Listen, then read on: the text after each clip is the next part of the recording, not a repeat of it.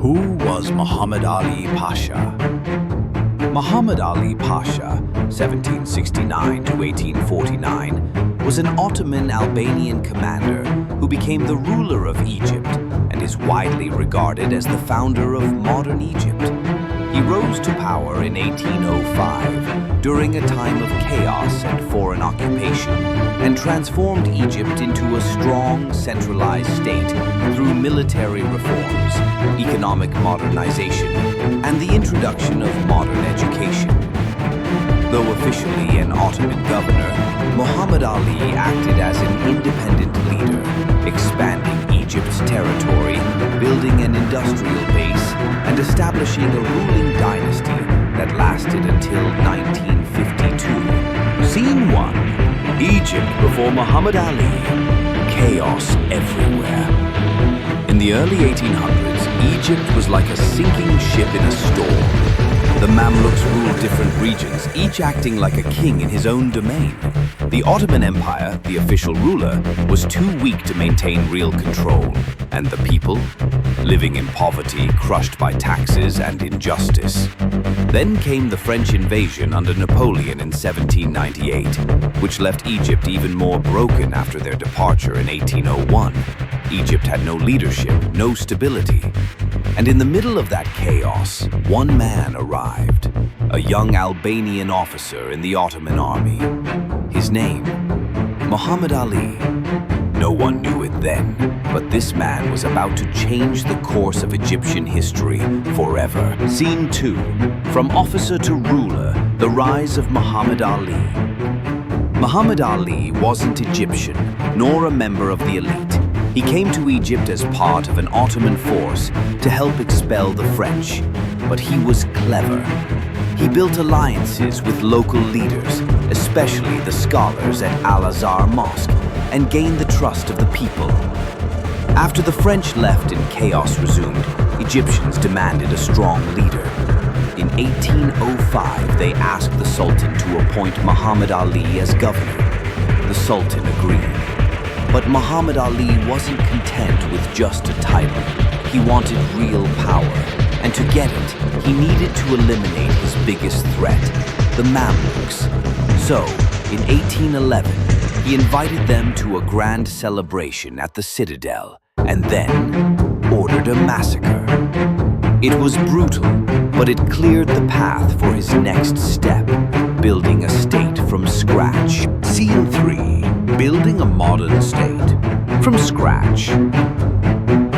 With the Mamluks gone, Muhammad Ali began building the foundations of a modern state.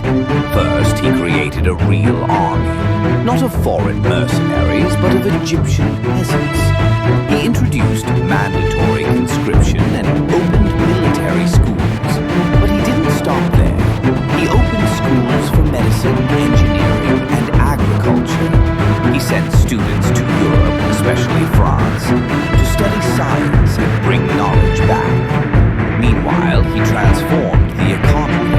He introduced large-scale cotton farming, built canals like the Wikimedia Commons, and established state-run factories to produce textiles, weapons, and ships. For the first time, Egypt had the structure of a centralized, modern nation. And while he was officially a servant of the Ottoman Empire, Muhammad Ali had bigger dreams.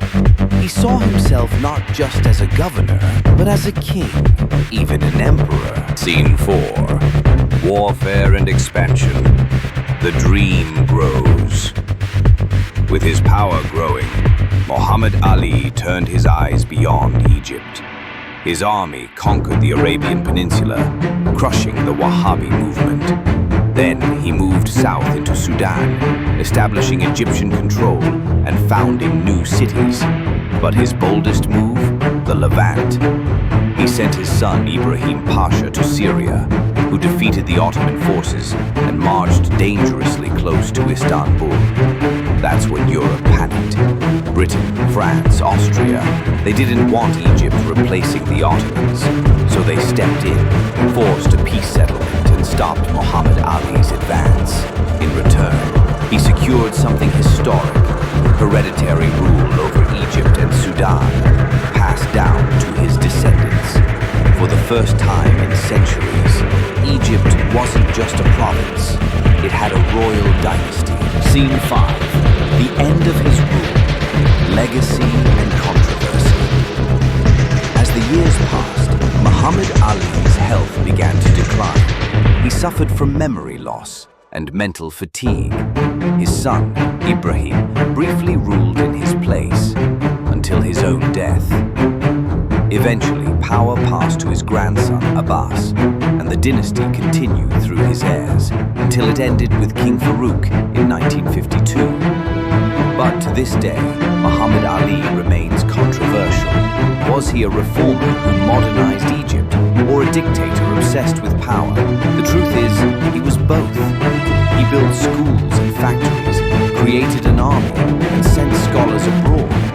But he also ruled with absolute power, crushed opposition, and used brutal tactics. In short, he was a visionary, but not a saint. Scene 4. Daily life under Muhammad Ali, a changing Egypt.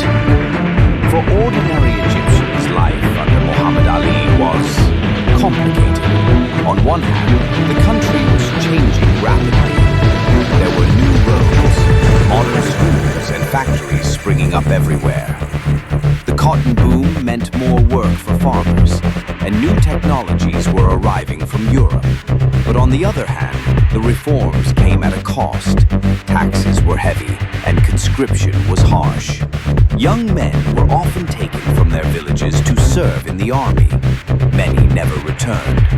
Peasants were forced to grow cotton for the state instead of feeding their own families. Egypt was modernizing, yes, but it was also becoming a tightly controlled machine, and Muhammad Ali was at its center. He demanded loyalty, productivity, and obedience, and he didn't tolerate failure. Scene 5. The decline begins. Age, fatigue, and fractures.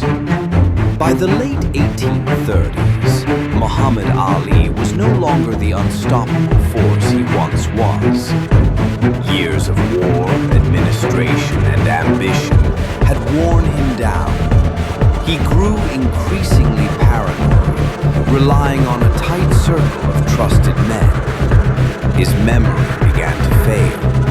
His speeches became confused, and while he still dreamed of full independence from the Ottoman Empire, the European powers had made it clear they wouldn't allow it. His son and greatest military commander, Ibrahim Pasha, had taken on many of his duties. But even Ibrahim was aging, and his health was failing too. By the time Muhammad Ali officially stepped down, Egypt had changed forever. And so had he. Scene 6. Conclusion. The man who changed Egypt. Muhammad Ali died in 1849, but his legacy is still felt in Egypt today.